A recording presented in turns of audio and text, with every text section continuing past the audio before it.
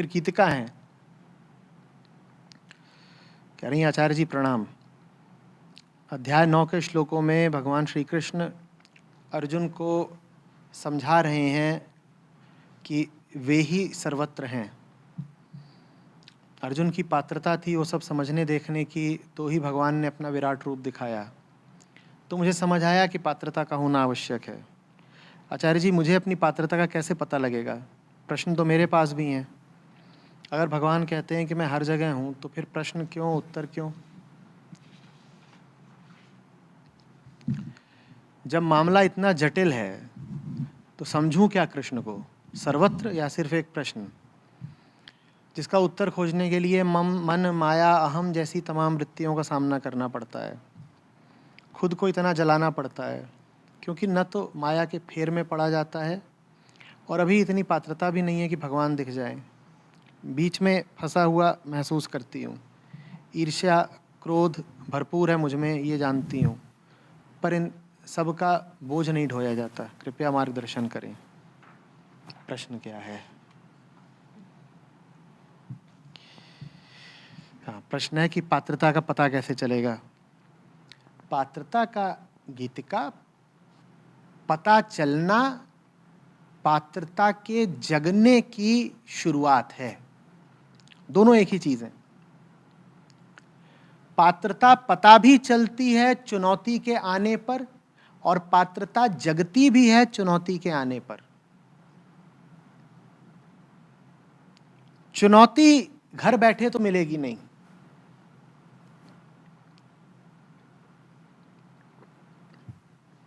कितने काबिल हो, कितने पात्र हो, ये तो मैदान में उतर के ही पता चलता है। और जो मैदान में उतरा वो फिर खेलना सीख भी जाता है। मैदान समझ रहे हो? जिंदगी का मैदान, जीवन की रणभूमि, नई परिस्थितियां, चुनौतीपूर्ण काम, इनमें उतरो तो पता चले ना कि कितने पानी में हो। पात्रता इसी को कहते हैं ना, जानना कि कौन कितने पानी में है। अब कैसे पता चलेगा तुम्हें कितने पानी में हो अगर तुम जीवन में उतरोगे ही नहीं, सड़क पर उतरोगे ही नहीं?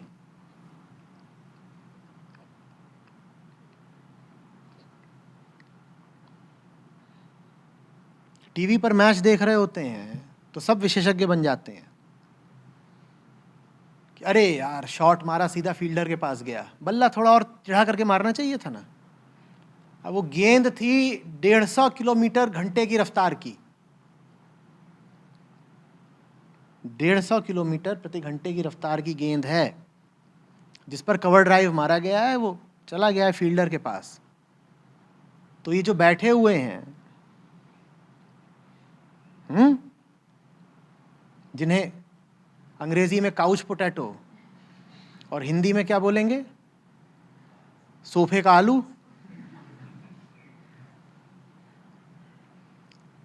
ये ज्ञान दे रहे हैं स्क्रीन को देख के कि अरे यार, बल्ला थोड़ा और तिरछा करके मारना था ना, चौका मिलता। तुम गेंद छू के दिखा दो, तुम टेढ़ा सीधा आड़ा पीड़ा छोड़ो, तुमको उसी गति की 40 गेंदें फेंकेंगे, तुम एक छू के दिखाना बल्ले से,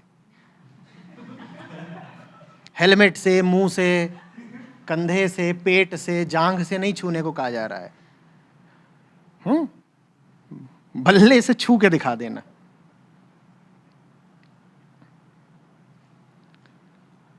मैदान में उतरो तो पता चले कि बात क्या है।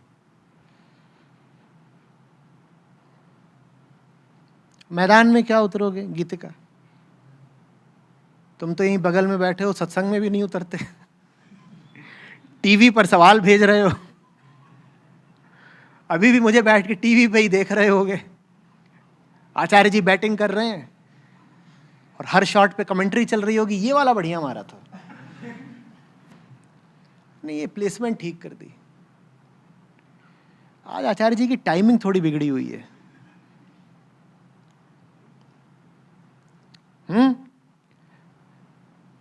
पूछ रहे हो पात्रता कितनी है? पात्रता इसी से पता चल जाती है कि सामने तो कभी आते नहीं। भाई CIR में दाखिला ले रखा है ना, और CIR का ही सत्र है। आओ ना, बैठो सामने, यहां आने का कोई शुल्क थोड़ी लग रहा है। CIR के ही सत्र की सदस्य हैं आप, आपका अधिकार है सामने आकर बैठना। क्यों नहीं आ रही? पर नहीं, वहां दूर बैठे बैठे फोन पर बात कर रहे हो।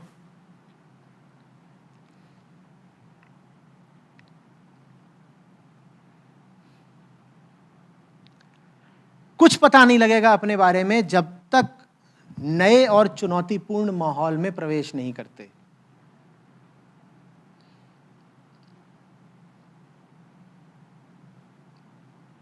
बहुत मोटे आदमी को भी अपने मोटापे से बहुत तकलीफ थोड़ी ही होती है, आराम से जी रहा होता है। तकलीफ उसे तब होगी जब उसे ट्रेडमिल पे खड़ा करो, तब उसका हांफना और उसका पसीना उसको बताएगा कि कुछ गड़बड़ है। तुम जरा अपने आप को दूसरा माहौल तो दो जिसमें कुछ चुनौती निहित हो। और वही पुराने सुरक्षित माहौल में रहेंगी तो न तो पात्रता उद्घाटित होगी, न पात्रता विकसित होगी। और ये दोनों काम एक साथ चलते हैं, पात्रता का उद्घाटन और पात्रता का विकास। अक्सर हमें ये भीतर ही भीतर कहीं पता रहता है कि पात्रता हम में है नहीं, तो इसीलिए हम अपनी पात्रता के स्तर को उद्घाटित भी नहीं होने देते। क्यों? क्योंकि उद्घाटित हो गया तो बुरा लगेगा, पोल खुलेगी, दिख जाएगा कि पात्रता है ही नहीं, तो हम छुपे छुपे रहते हैं, छुपे छुपे। हम भूल ही जाते हैं कि अगर पात्रता उद्घाटित नहीं होगी तो विकसित भी नहीं होगी।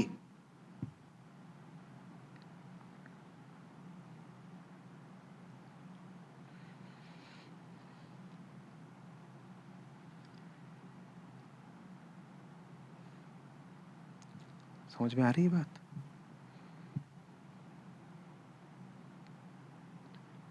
पात्रता का ही दूसरा नाम प्रेम है, पात्रता का ही दूसरा नाम इच्छा है। पात्रता आपका गुण अवगुण नहीं है, पात्रता आपकी कामना की तीव्रता का नाम है। जो मांगे वो सुपात्र, जो न मांगे वो कुपात्र। सुपात्र वो नहीं है जिसमें पा लेने की काबिलियत है, काबिलियत कुछ होती ही नहीं। सुपात्र वो है जिसमें पा लेने की कामना है। तो बात काबिलियत की नहीं, कामना की है। हमें कामना ही नहीं है, हमें चाहिए ही नहीं। क्यों? हमें मिला तो हुआ है जो कुछ चाहिए। आप बहुत थोड़े में संतुष्ट हो गए हैं, आप बहुत क्षुद्र में संतुष्ट हो गए हैं, आप बहुत गलत चीजों में संतुष्ट हो गए हैं। ये कुपात्रता है।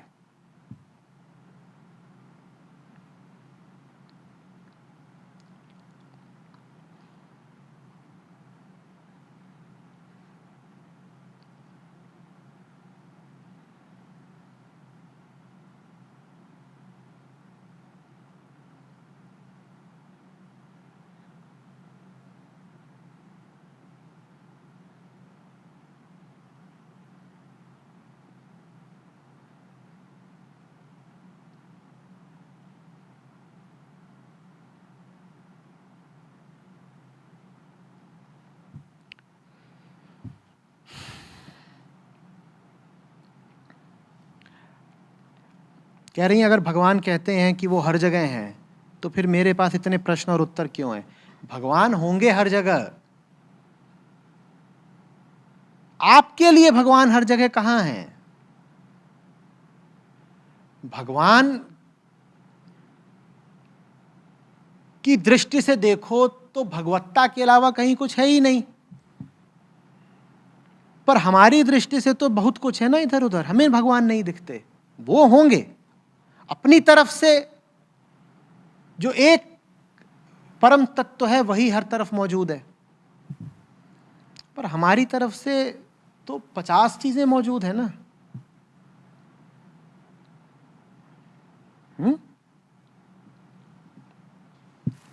जब तक इन 50 चीजों से मन थोड़ा हटाओगे नहीं, जब तक किसी ऊंची चीज लगाओगे नहीं, तब तक बात कैसे बनेगी।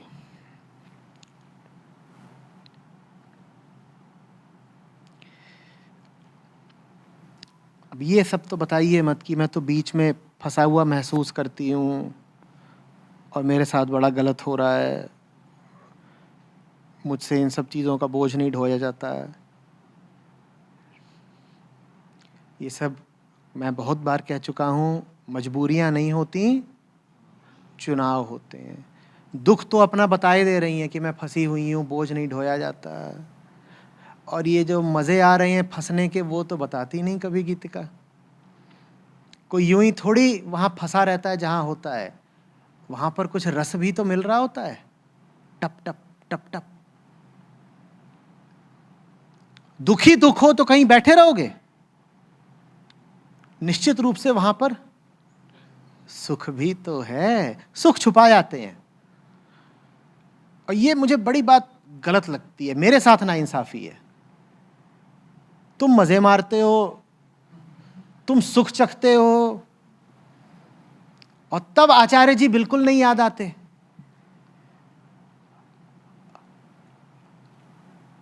और फिर जब सुख का भुगतान करना पड़ता है, दुख का बिल सामने आता है, तो यहां आके कहते हो जिंदगी में दुख ही दुख है, दुख ही दुख है भाई। वो जो उधर वो दूसरी कहानी, वो तो बताओ, इंटरवल से पहले वाली।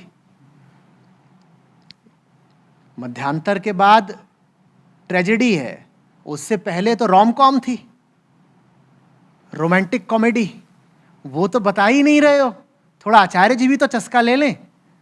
ये आचार्य जी के नसीब में यही है कि खा पी करके जब बिल्कुल मैला फैला दो, तो आचार्य जी को दिखाओ, आचार्य जी ये मैला फैला हुआ है, इधर उधर टट्टी। और वो जो मलाई कोफ्ता झाड़ा था, वो भी दिखा देते, सुखा देते आचार्य जी को। नहीं, वो नहीं बताएंगे। मलाई कोफ्ता खुद ही झाड़ गए, और उसके बाद जो दस्त लगे हैं तो आचार्य जी को बुलाया गया, आचार्य जी साफ कर दीजिए ये।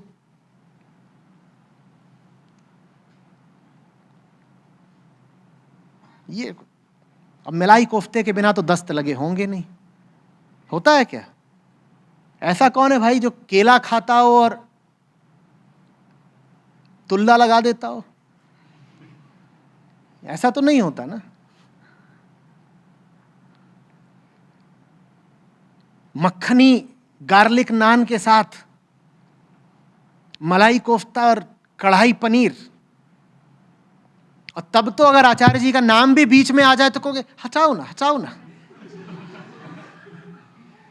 Oh my God, मूड मत खराब करो। क्यों सोम? अभी तो जरा कोफ्ता कोफ्ता कोई पचता है नहीं, मारते हो तुल तुल तुल तुल तुल तुल तुल। आचार्य जी अध्यात्म, आचार्य जी आपकी शरण।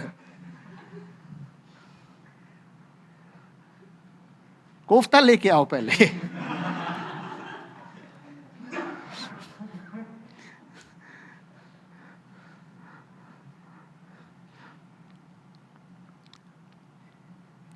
सवाल भी लिखते हो मुझी को, और मूर्ख भी बनाते हो मुझी को। कम से कम सवाल में पूरी सच्चाई तो बयान कर दिया करो, बता तो दिया करो कि क्या खाया है कि इतना तुल्ला लग रहा है। वो नहीं बताओगे कभी कि खाया क्या है, वो बिल्कुल छुपाए रहोगे।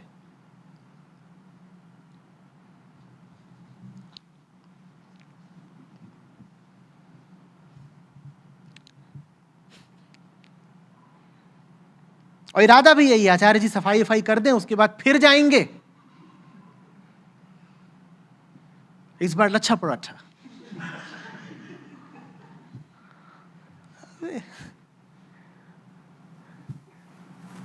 ये तुमने अच्छी नौकरी लगा रखी है आचार्य जी की।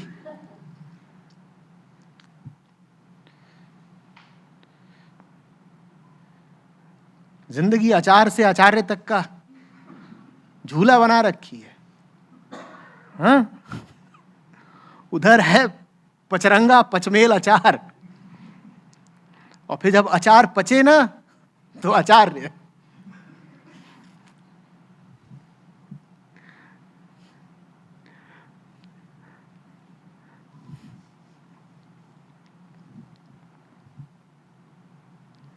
ये बेईमानी, ऐसे नहीं खेलेंगे हम।